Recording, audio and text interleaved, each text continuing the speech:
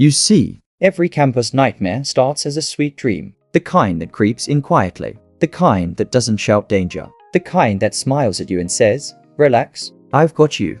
This one didn't come with sirens. It came with promises, freedom, space, peace, and it began with a boy named Sadiq. Sadiq was 18 years old, fresh admission letters still folded neatly in his bag, fresh hopes pressing against his chest, fresh fear he didn't know how to explain. It was his first time leaving his father's house, first time waking up without his mother knocking softly on the door, first time hearing silence where familiar voices used to live. Back home, life had a rhythm. Morning prayers, breakfast questions. Have you eaten? Don't forget your jacket. Call me when you reach. University had none of that. University was loud, large, unforgiving, and Sadiq. He felt small inside it. He gained admission into a federal university in Nigeria, one of those schools people brag about outside, but survive inside. A place where freedom and suffering share the same bed, where excitement greets you at the gate, and frustration waits inside the hostel. At first, Sadiq was grateful for anything, even the hostel. When they handed him his allocation slip, he smiled. At least he had somewhere to sleep. At least he wouldn't be stranded. But hostel life didn't waste time showing its real face. 6 boys, 1 room, 6 different lives forced into one square space. The bunk beds creaked at night like old men complaining about their joints. Every movement came with sound. Every turning had a protest. Bags were everywhere. Under beds, on beds, hung on nails like decorations. Buckets lined up near the door like soldiers waiting for inspection. Some filled with water, some empty, some leaking slowly onto the floor. Someone was always talking. Someone was always sleeping. Someone was always angry. Peace packed its bags and left on the first day.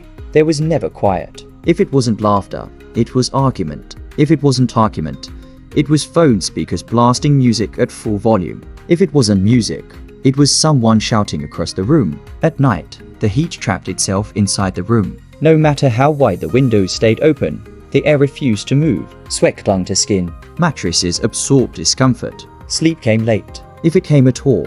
And then there were the rules. The rules alone were enough to frustrate a saint. Curfew by 10 p.m. noise complaints for the smallest town. Matrons patrolling like they were guarding state secrets. Night reading? You had to read like a criminal. Torchlight under blanket. Eyes burning. Head pounding. Heart racing at every footstep outside. One knock on the door, and everybody froze. Breathing slowed. Lights off. Phones hidden. Silence. Fear. Sadiq tried to endure it. He told himself, not just first year. Everybody pass here. Not training ground. But nights passed. Weeks passed. And the hunger for freedom grew. Not hunger for food. Hunger for space. For quiet. For control over his own life. That's when the voices started. Friends. It always starts with friends. One evening, Sadiq sat with his coursemates near the hostel block. Plastic chairs arranged in a rough circle. Cold breeze brushing against tired bodies. Somewhere nearby, a generator hummed endlessly. That familiar cross sound of campus life. Emeka, always loud, leaned back and shook his head. Guy, hostel not prison. Laughter exploded around the circle. Tunda slapped his knee. Who hostel help? More laughter. Then Yusuf spoke. Yusuf was different. Calm. Measured. The kind of person people listen to without realizing it. Off campus, not real life, bro. Sadiq looked at him. They talked like prophets. No matron. No curfew. You sleep when you like. You read in peace. You lock your door. You cook when hunger worry you. Soft life straight. Each sentence landed gently, but deeply. Emeka stretched his legs and added casually, Guy, off campus day sweet at first. It sounded like a joke. Nobody asked questions. Nobody noticed the at first. That night, Sadiq lay on his bunk bed. Someone's elbow pressed into his ribs. Another person's leg hung halfway into his space. Someone snored like a generator with engine problem. Someone else muttered in his sleep. The heat refused to rest. Darkness wrapped the room. Sweat gathered behind his neck. Sadiq sighed. Off campus. The search didn't start loudly. It started with whispers. How much rent day? Which area near school? Light day? Water NKO? Every answer sounded better than hostel. Every story sounded like freedom. One afternoon, Yusuf pulled him aside. Sadiq, I get one lodge. Sadiq's ears opened. Clean. Self-contained? Yes. Tiled?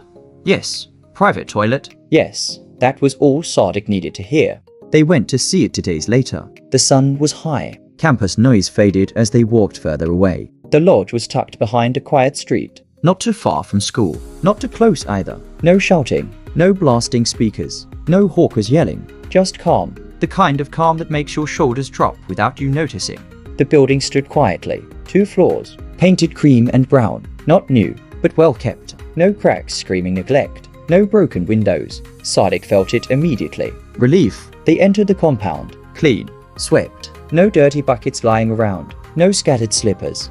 The ground looked respected, answered prayers. Then they entered the room. The room sealed everything. White tiled floor, clean, cold under his slippers. Light bounced gently off the tiles. The walls were neatly painted. One big window welcomed daylight. Fresh air flowed in. At the corner, private toilet, private bathroom, clean WC, white sink.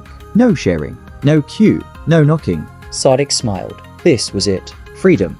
That was when the landlord appeared. Mr. Adimi, mid-50s, tall, quiet, face always serious. Landlord noted a smile. How are you? He asked. Fine, sir. The handshake was brief, cold. Mr. Adimi showed them around. Generator at the back, water tank overhead, everything functional. Then came the rules. Softly, no loud noise, no overnight visitors.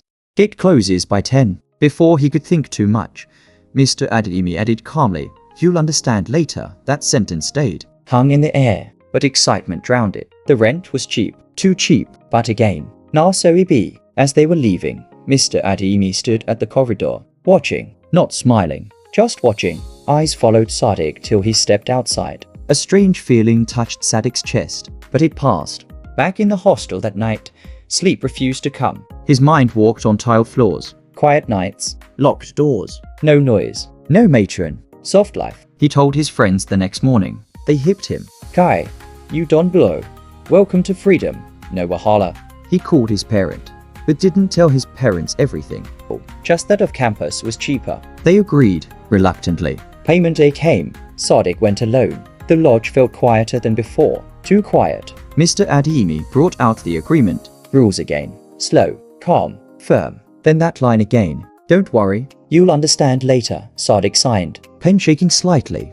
The landlord looked at the signature. Then he smiled. A small smile. Strange, unfriendly, the kind that doesn't feel right. As Sadiq stood to leave, Mr. Adimi said, Welcome to your new home. Sadiq stepped into the night, heart full, mind light. He felt free, victorious.